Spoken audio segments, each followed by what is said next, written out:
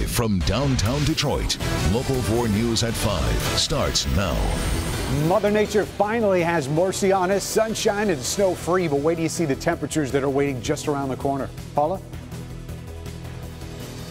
The legacy of Art Van as measured in reindeer. I'll explain. But we'll begin tonight with tragedy on Detroit's east side. 3 women dead, 3 police officers injured in an hours-long standoff with a gunman. Police now confirm the gunman is also dead after that 14-hour standoff that left police pinned down by gunfire. All started around 10:30 last night at this home on Lamont Street near East Outer Drive. Rod Maloney following the story. Rod, there's a lot to get to here, but let's start with the 3 injured officers. Right. 2 of them remained in the hospital this afternoon, but should be okay. One is probably going to leave tonight. The other would leave tomorrow. That is the good news, but that's about the only good news in this situation, as the police surrounded this house and spent 14 or 15 hours trying to talk the shooter out, who then shot and killed himself. The first 911 call came in around 10:30 last night. An off-duty Detroit Public Schools police officer reported shots fired on Lamont Street near Outer Drive. That officer was one of 3 hurt. He took a bullet to his knee.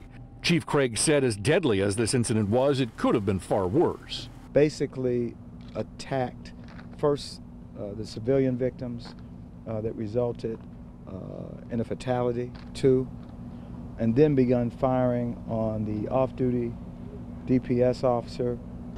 The incident started out as a domestic violence incident. A girlfriend shot to death inside the house. Smith's wife came from just down the street to try and stop the violence. She was shot dead outside the house. Another woman went to help her. She was shot dead. When police arrived on the scene, DPD says Smith started shooting at anything that moved and even pinned down a number of police and the shooting victims. And during that hour of time, they were waiting for the response of our special response team, who did a phenomenal job quickly getting in and safely moving out those who were shot, including those that were shot fatally. Now, we don't know how many shots were fired in this, but we do know that the area around this, the houses across the street, even a Detroit police car is shot up quite severely, apparently with a high-velocity rifle. And Detroit police are saying that it was Michigan State Police who had taken over the scene earlier this morning and brought robots and deployed them in and around the house and discovered that Smith had shot himself dead. Back to you. Well, Rod, I know you have been looking into trying to figure out more about Lance Smith. What might have triggered this terrible incident? Yeah, they're not even certain, Devin, what precipitated it, but they will say this. Family members claim that he had mental illness issues. But Detroit police are saying that there is no actual diagnosis of any kind of mental illness. They said that he had a CPL. He also had 7 guns, and that they were not sure about the mental illness other than the fact that he was shooting at their police officers after saying openly to family members that he would not be taken without a serious fight. Yeah, and he wasn't. All right, Rod. Kim.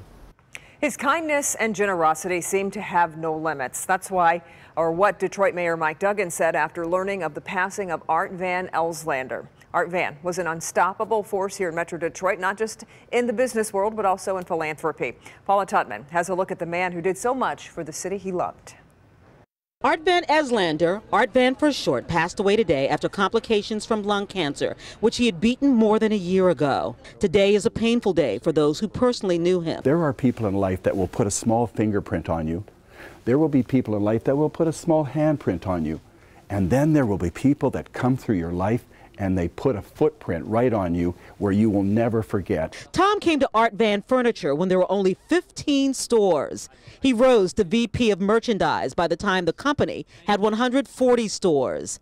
He has a secret he wants to tell you about the Mr. Van behind Art Van Furniture. I had only been here a year and my wife died, and I learned a lot about Art at that time.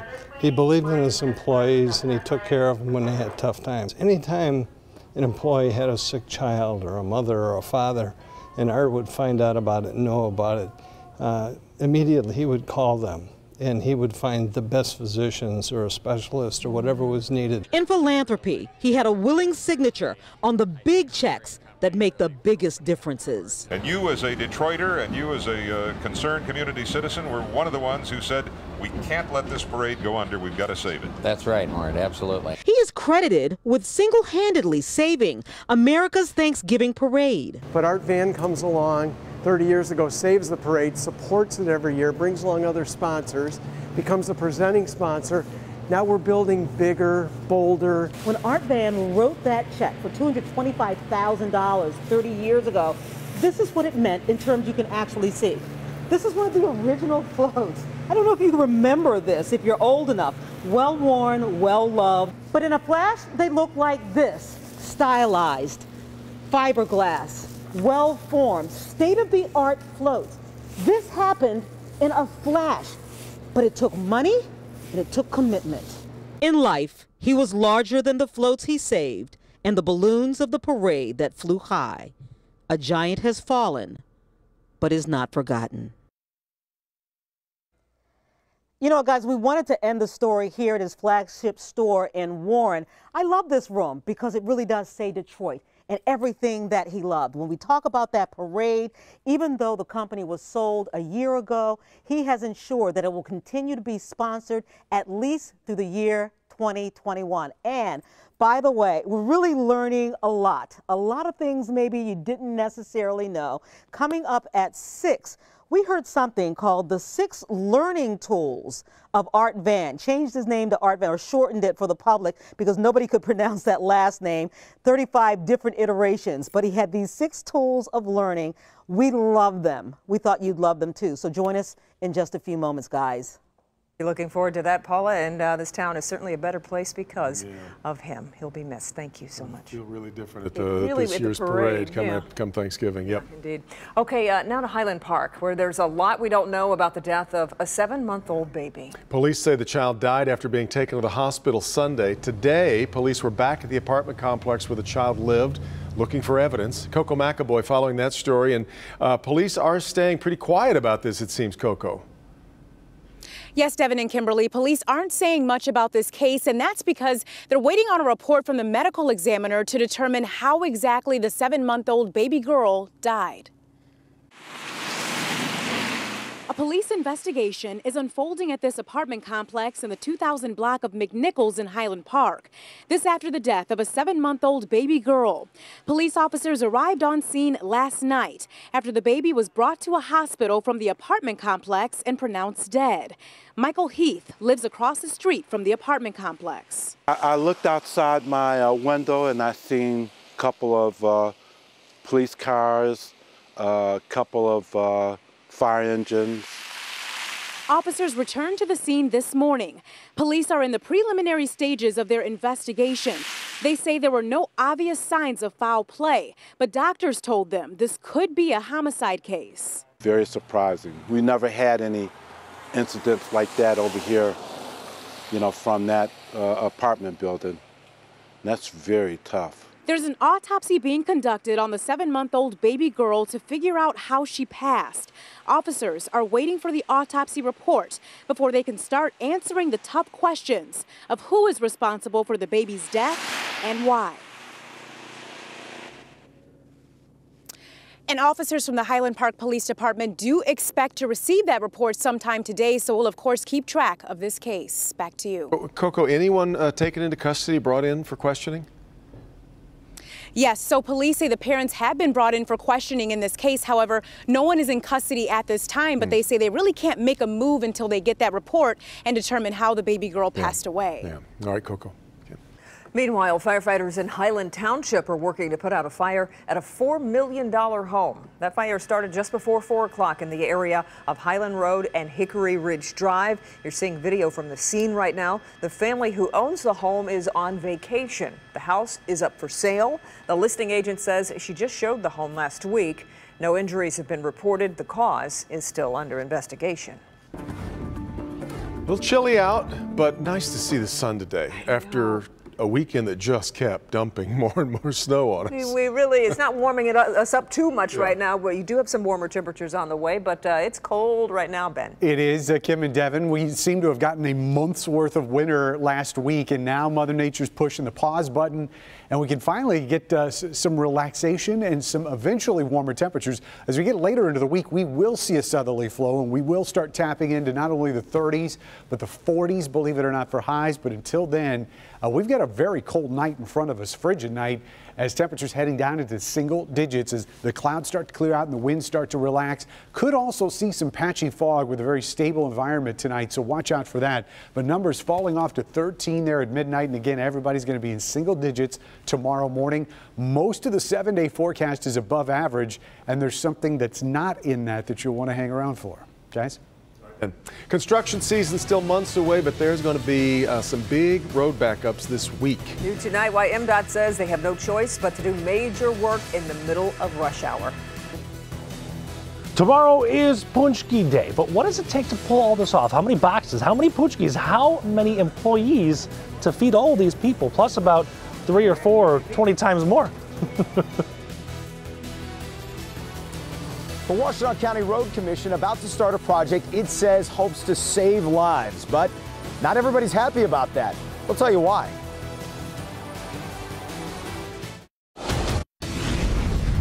New at 6. Feeling forgotten. Reality is reality. You go in certain neighborhoods and it's clear where it matters. No one cares about us. Tonight, some around Metro Detroit are wondering why they still haven't seen snowplows. Also, he ran from the law and got pretty far. Now this man has been brought back to Michigan to face charges involving an underage girl he met online.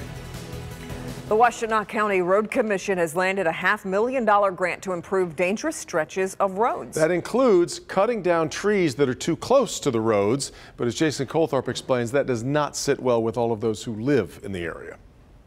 This view is part of the reason people enjoy living in Webster Township north of Dexter. But part of that landscape is about to change. The 100 or so trees painted in pink along a 2.3-mile stretch of Mast Road are about to be cut down because of a number of crashes in recent years, including one fatal when vehicles slammed into trees. Yeah, I mean, I think safety is got to be a #1 priority. We live out here for a reason, though. It's to be close to nature, close to the Huron River. It's definitely appealing to move out this way and have this type of scenery. It's going to be a very wooded area still. We're not just coming in and clear cutting the whole thing. The Washtenaw County Road Commission is trying to be strategic, and of the 100 trees, only 4 are considered large. They're literally just trees that are too close to the roadway, and we're defining that in this project within about 10 feet of the edge of pavement. Before cutting down all these trees, including some of the biggest and oldest like this one, many are wondering why not try some other safety features first, like why not a guardrail? Guardrails are not appropriate for a tree because it's still a fixed object. And so you would still, if somebody leaves the roadway, they would still hit the tree or the guardrail, and it doesn't mitigate that risk. What about getting people to slow down? And when a car does go by here at night, it's usually doing 65, 70 miles an hour. Just slow down, don't be an idiot. This project will get underway in the coming weeks and be finished by March 30th. But don't be surprised if this is not the last time you see Washtenaw County Road Commission workers out there cutting down trees. They'd like to hit some more troublesome areas if they can get their hands on some federal grant money in the future. In Washtenaw County, Jason Colthorpe, Local 4. The Road Commission tells us enforcing the 50-mile-an-hour speed limit is a law enforcement issue and not something the Commission has any control over.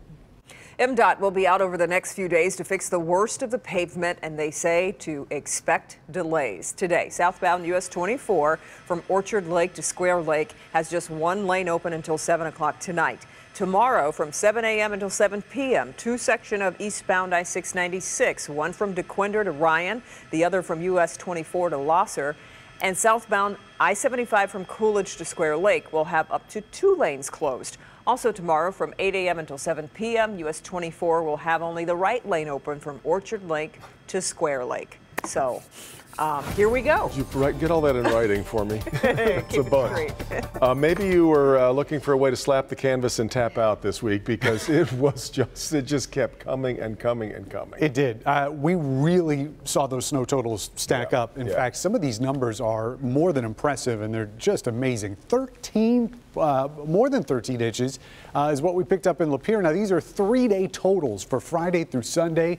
Dearborn, a foot plus, Wyandotte 11, Tecumseh at 11, and Ann Arbor at 10. So there were spots that did pick up more than a foot, but surprisingly, those were not in our south zone. It was Dearborn and Lapeer that got the two biggest totals out of this mess. And those numbers did start to come down a little bit once you worked your way further south. In fact, Dundee, again, one of the spots that we were looking for to get some of the biggest totals, 6.7 inches is what they saw there, one of the lower totals. But a lot of folks, multiple inches and multiple rounds of shoveling over the last several days. So it was nice to see the sun. It was nice to get a little bit of a break from those flakes. And that sunshine is going to help us out tomorrow, but not so much, obviously, tonight. 29 is where we're at right now. The feels like temperature, the wind chill right now, 24, with just a little bit of a breeze, but that wind is going to subside as we get later on tonight.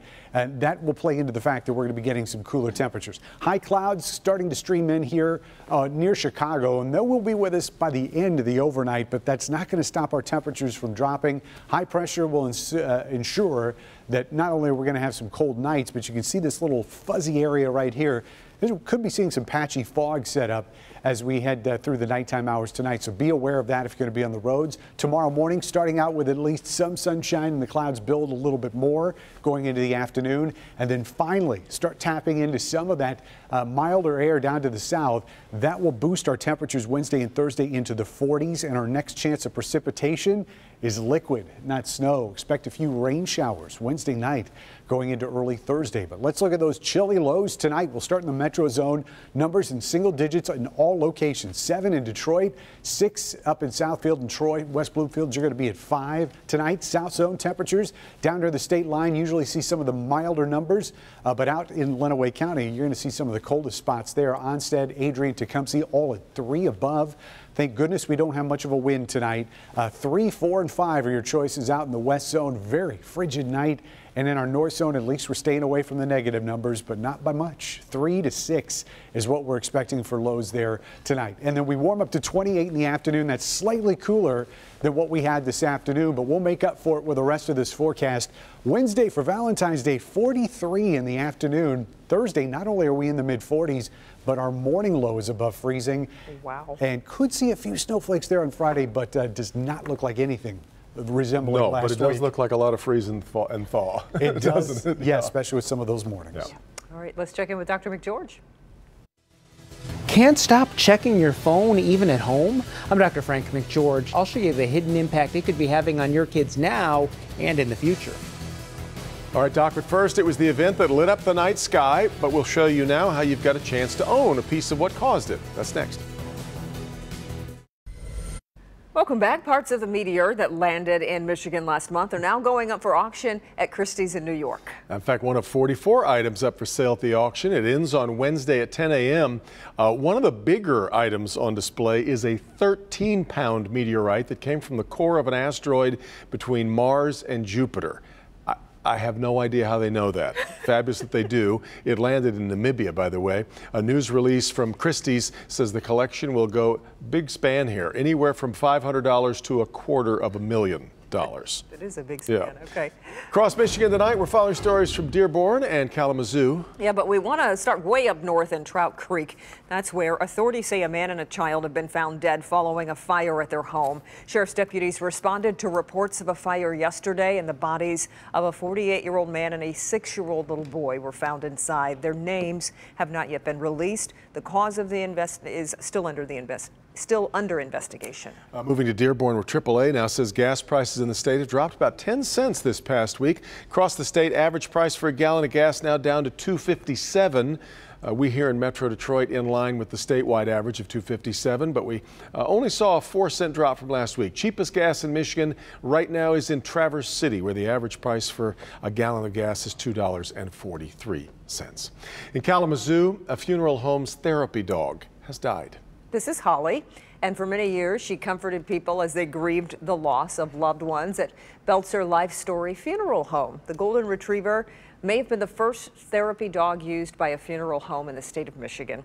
Taking over for her role will be a 3-year-old English Retriever named Ellie. The funeral home will hold an opening house for Holly tomorrow from 4 to 6 p.m. New at 5:30. A drug maker at the center of America's opioid crisis makes a critical decision. What they're now doing to help become part of the solution.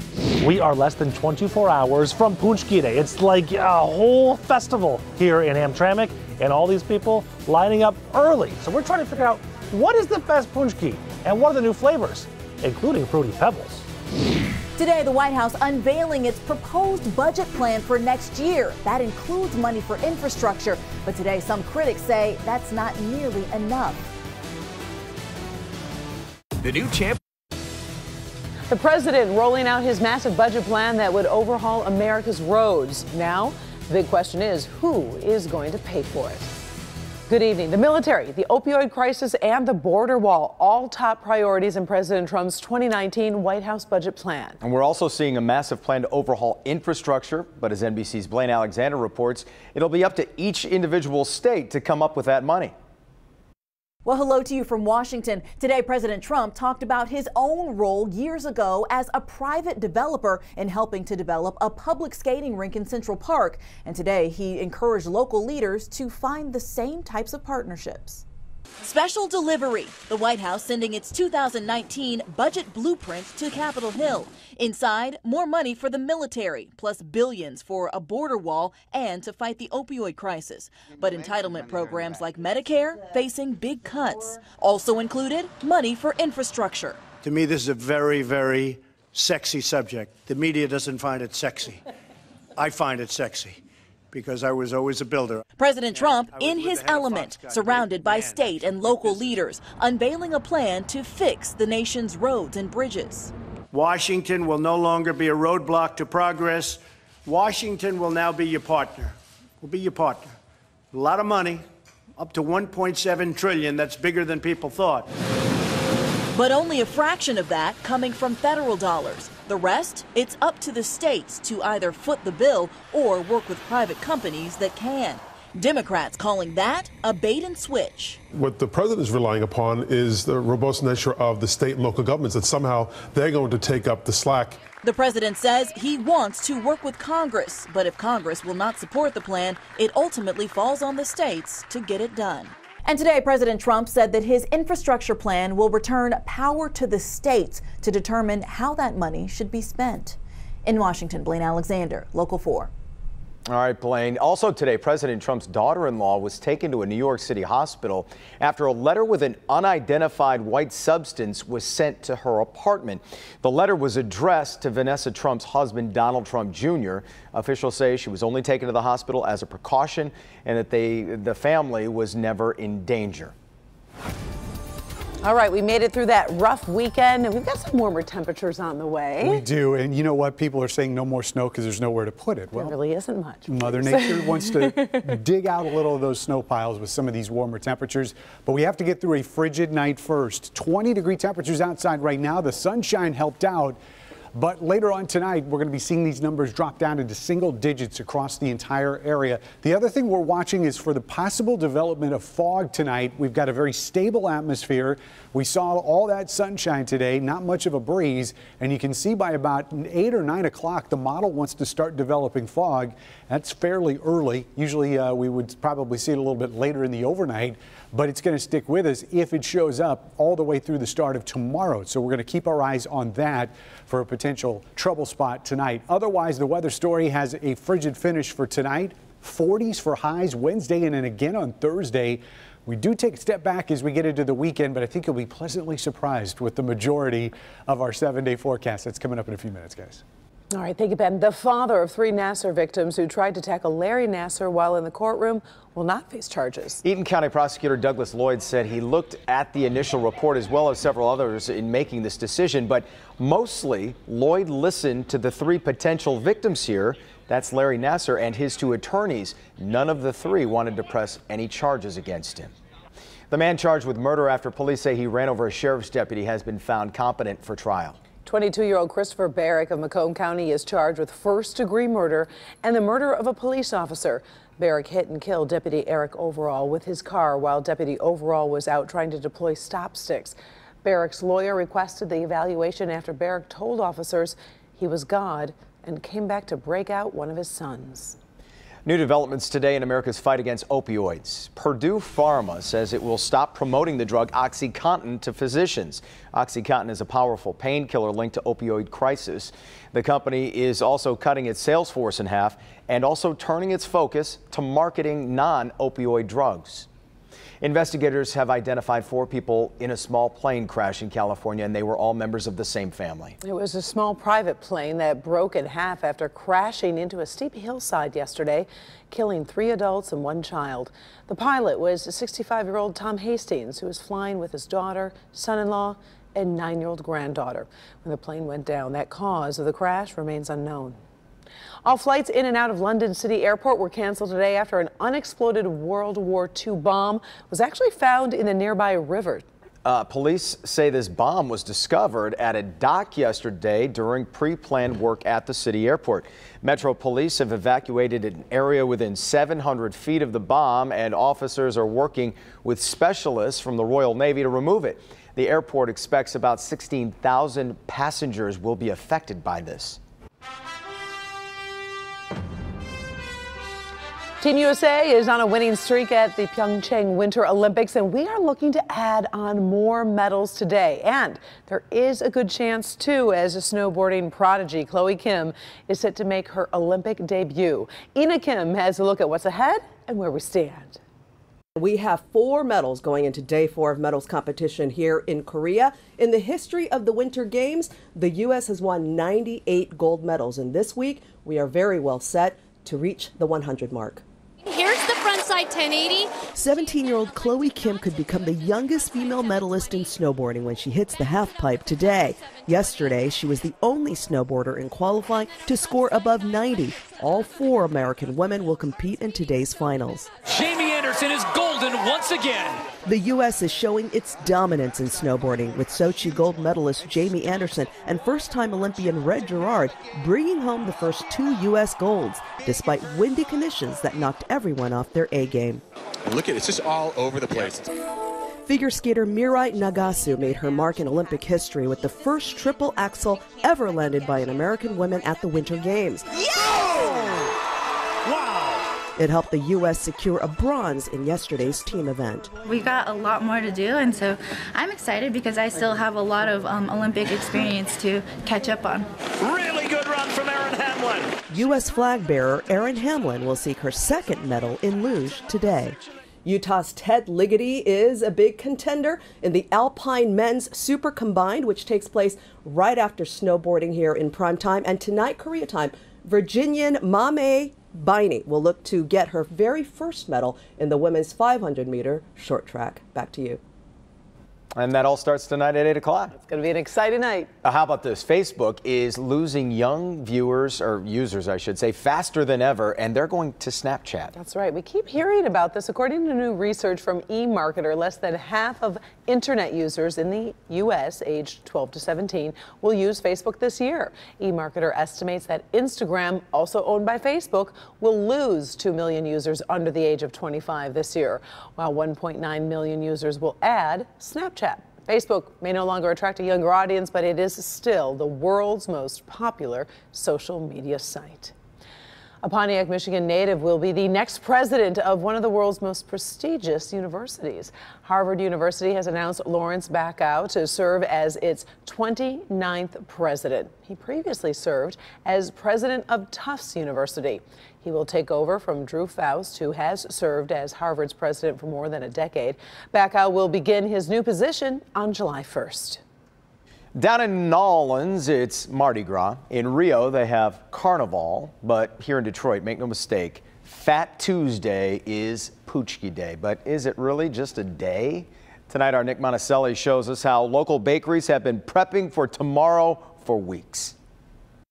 So here's the deal. Look at your phone, look at your calendar. Today is the 12th.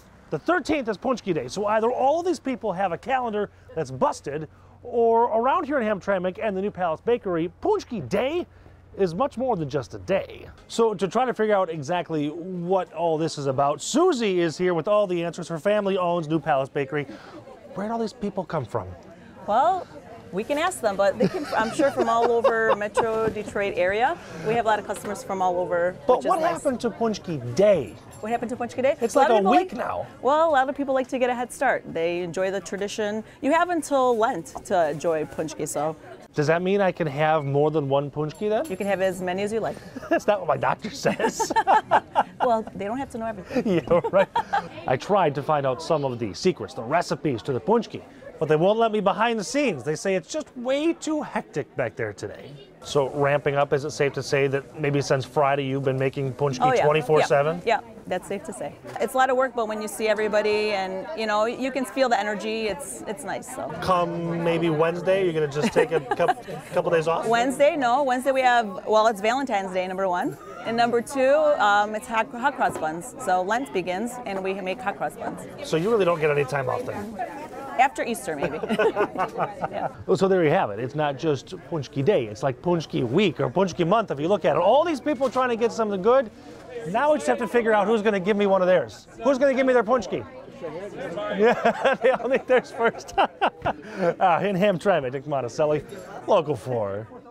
Now serving 84. Be sure to tune in tomorrow to Local 4 News Today. We'll be live all morning long from the New Palace Bakery as many of you try to get your hands on not just one Paczki, but many Paczki. As many as you can. Is that a Polish accent or what? It's close. I just go for Eastern Bloc. Yeah, well, we need to work on that one. All right, we will. Still to come. It was just a terrible scene. That's right. New tonight, what caused this massive fireball right in the middle of a busy highway? Doc. Can't stop checking your phone even at home? I'm Dr. Frank McGeorge. Coming up, I'll show you the hidden impact it could be having on your kids now and in the future. But first, he never saw it coming. A corrections officer violently attacked as a security camera rolls. That's coming up next. You think sledding is fun this time of year? I argue sliding is a bigger rush, and you could do it right here in Michigan. I'll tell you where and how on Local 4. Woo! Let the new at 6.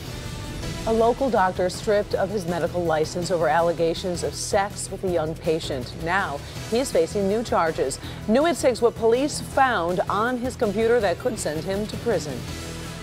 Also, a reason to get the kids up and at 'em a little earlier, why they might bring home better grades if morning activity becomes a habit. A corrections officer at Rikers Island Prison is in intensive care tonight after several inmates attacked him over the weekend. According to police, the inmate conspired with other inmates to attack after the officer ticketed him. Union officials are slamming the mayor of New York for enacting policies they believe have made jails more prone to this type of attack, mainly not allowing officers to put any inmates into solitary confinement if they're under 21 years old. They say the attacker would not have been able to organize the attack if he was put into solitary. In Good Health tonight, there's been plenty of research suggesting parents should limit their child's use of cell phones. Many people agree with this one for sure, but now researchers say there are times when mom and dad need to shut off their own phones. Our Dr. Frank McGeorge is here with an eye-opening new study. I think as parents, we all instinctively know that our cell phones are often interrupting our interactions with our kids. But new research takes that knowledge a step further to test how big that impact could really be. Baby, and I'm blinking it. Hello? Jennifer Bell is a mom using her cell phone in the pursuit of science. Child psychologists asked Bell to teach a new word to her 2-year-old, but also answer a strategically timed cell phone call. Researchers at Temple University wanted to know whether or not the interruption caused the language learning process to halt. Turns out it does. The child doesn't learn the word when it's interrupted and does learn the word when you have a conversation. Scientists hypothesized that young kids would learn best in a live back-and-forth conversation. They say that human connection is key. It's not just about quantity. What this kind of research shows us is it's about the quality as well. And preserving that conversation is what matters. As researchers, we want to understand that a little bit better. What works, what doesn't work, and why. For Jennifer, it was a wake-up call. It was kind of a kind of moment. I mean, there are times that my kids are on devices or I'm on the phone and I am feeling like, should I be teaching them something? Are they, are we passing up learning moments? So, what can parents do to build children's language skills? Well, turn off your cell phone and start with a few minutes of uninterrupted conversation. Draw your child in by noticing and commenting on what your child is doing. Experts say the language skills you foster now may help your child later in reading and math. They're critical moments that parents don't want to pass up. It's not just toddlers' brains that are impacted by that interruption or the anticipation of an interruption. Researchers at the University of Texas found simply having a smartphone nearby reduces our brain power. In a study of 800 cell phone users, researchers found those with their phones in another room did better on tests than those with their phones on their desks. Back to you.